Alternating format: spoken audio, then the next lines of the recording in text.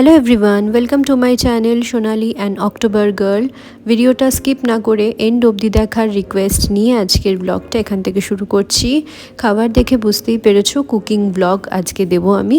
তো আজকের রান্নাটা হচ্ছে, লাস্ট ব্লগে যারা দেখে থাকবে তারা দেখতে পাবে যে আমি নিউ ইয়ারের দিন সকালবেলা লুচি আর ঘুগনি ব্রেকফাস্টে খেয়েছিলাম। তো সেই ঘুগনির রেসিপিটাই আজকে তোমাদের সাথে একটু শেয়ার করব। ঘুগনিটা আমি অলরেডি 31st নাইটেই বানিয়ে রেখেছিলাম, ওটার ডিনার হিসেবে রুটি দিয়ে খেয়েছি। তো চলো দেখা যাক কি কি লাগবে এর জন্য। তো প্রথমেই বলে দিচ্ছি, পাঁঠার মাংসের চর্বি ইউজ করেছি আমি এখানে, পেঁয়াজ কুচি আর একটু আলু কুচি করে রেখেছি, আর এখানে আছে পনির কুচি, আর এখানে আমি একটা পেস্ট তৈরি করে রেখেছি, সেটা হচ্ছে আদা রসুনেরই পেস্ট। তো চলো এবার কড়াইতে তেল দিয়ে দিই। সেরকম কোনো ফোড়ন দেব না এটার মধ্যে। প্রথমে আমি পাঁঠার মাংসের চর্বিটা আর পনিরটা একটু শ্যালো ফ্রাই করে নেব হালকা মতো, যাতে ঘুগনিটা করার সময় চর্বিটা একেবারে গলে না যায়। তো তার জন্য এটা একটু ভেজে তুলে রেখে দেবো, যতক্ষণ ঠান্ডা হবে চর্বিটাও একটু গুটিয়ে যাবে, মানে একদম গলে যাবে না। তো এই দেখো ভাজা হয়ে গেছে। আর এই তেলের মধ্যে যে অংশগুলো দেখছো যেগুলো পড়ে আছে, সেগুলো হচ্ছে পনিরের একটু ভাঙা ভাঙা টুকরো। তো আদার্স আমি আর কিছু ফোড়ন দিইনি, শুধুমাত্র শুকনো লঙ্কা আর তেজপাতা ফোড়ন দিয়েছি।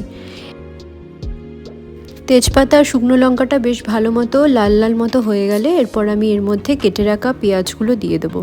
তোমরাও এই ঘুগনিটা এইভাবে ট্রাই করতে পারো। সত্যি বলছি, পাঁঠার মাংসের চর্বিটার জন্য ঘুগনির স্বাদ দ্বিগুণ হয়ে গেছিলো। আর শুধু আমি বলছি বলে তাই নয়, আমার বাড়ির লোকেরাও খুব বলেছিল যে ঘুগনিটা সত্যি খুব ভালো হয়েছিল।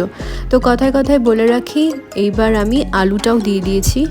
একেবারে আলু আর পেঁয়াজটা ভালো মতো একটু ভাজা ভাজা করে নেব। এই ঘুগনিটা করতেও খুব কম সময় লাগে আর খেতেও খুব ভালো হয়। তোমরাও বাড়িতে ট্রাই করতে পারো যেভাবে আমি করছি। এরপর আমি আদা রসুনের পেস্টটা দিয়ে দেবো প্রায় 2 চামচ মতো।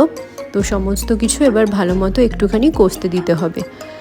ভালো মতো ভাজা হয়ে গেলে তারপর কি কি মশলা দেব সেটা তোমাদেরকে জানাচ্ছি। তবে বেশি একটা মশলা হবে না, কারণ খুব একটা বেশি মশলা দিলে কিন্তু আবার চর্বির টেস্টটা ঢেকে যাবে। এইবার সেদ্ধ করে রাখা ঘুগনির মটরগুলো আমি কড়াইয়ের মধ্যে ঢেলে দেবো। তো ঢেলে দিয়েছি। এবার ভালো মতো একটুখানি এটা নাড়াচাড়া করতে হবে। আর আমার ভিডিও তোমরা কোন জায়গা থেকে দেখছো সেই জায়গাটার নামটা যদি আমার কমেন্টে লেখো তাহলে আমার খুব ভালো লাগবে, আমি জানতে পারবো যে তোমরা কোথা থেকে আমার ভিডিও দেখছো। আর অবশ্যই আমার চ্যানেলটাকে পারলে একটু সাপোর্ট করো। আর তোমরা যারা যারা আমার সাবস্ক্রাইবার আছো, যারা আমার ভিডিও সত্যিকারের দেখো, কারণ আমি বুঝতে পারি যে আমার ভিউজ হয় কিন্তু লাইক বা কমেন্ট সেই অর্থে আসে না।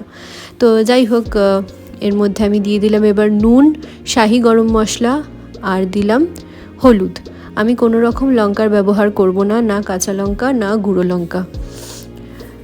তো এই যে দেখো, এবার যা যা মশলা দিয়েছি সেইগুলোকে একটু নাড়াচাড়া করব, যাতে ঘুগনির মধ্যে সমস্ত কিছুই একটু ভালো মতো মাখো মাখো মতো হয়ে যায়।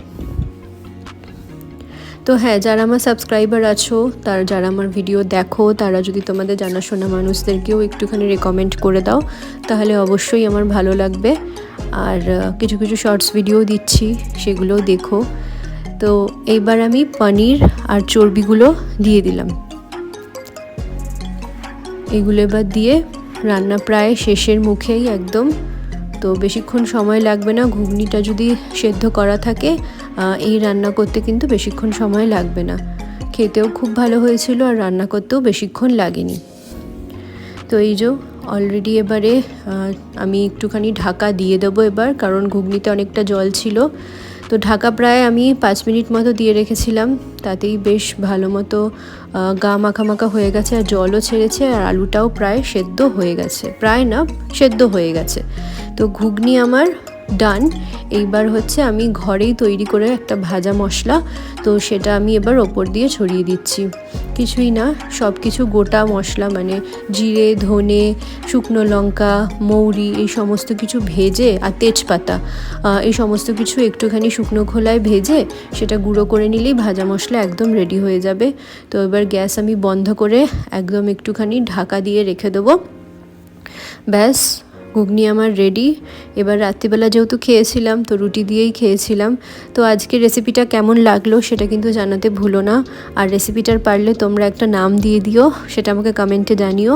আর ভিডিও ভালো লেগে থাকলে অবশ্যই লাইক করবে, কমেন্টে জানাবে কেমন লাগলো। আর ভালো লেগে থাকলে অবশ্যই আমার ভিডিওটাকে একটা লাইক করে দিও।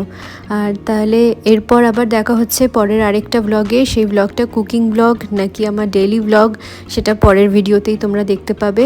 চলো টাটা, তোমরা সবাই ভালো থেকো, নতুন বছর খুব ভালোভাবে কাটুক তোমাদের।